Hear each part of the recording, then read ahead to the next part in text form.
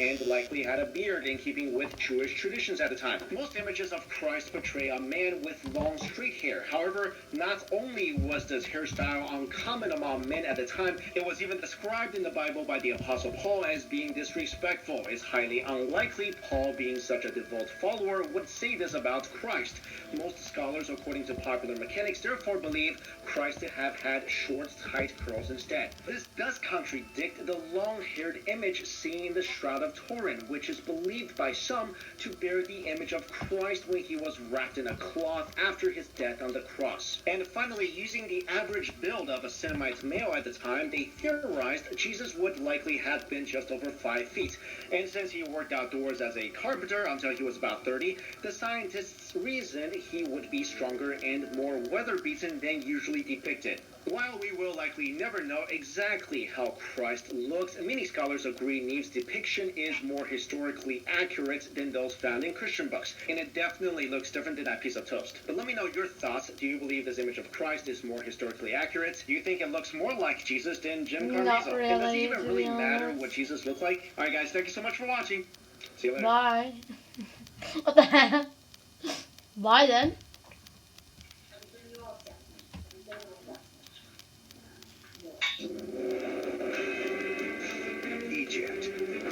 Egypt. Source of archaeological Egypt. treasures on the planet. Egypt.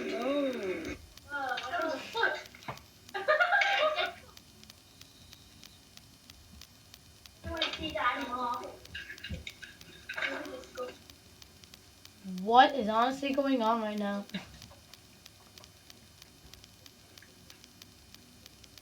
Right. Those people that haven't done their assessment, you have just watched a video.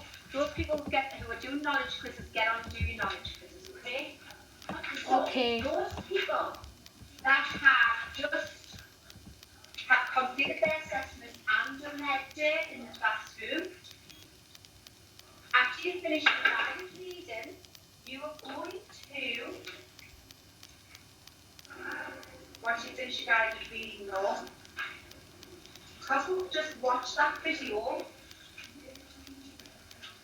you're going to think of that video, you're going to think of the portrayal of Jesus, and you're going to reduce, okay? So we're going to compare the two portrayals. You're going to reduce and focus on 5 differences between the two portrayals of Jesus.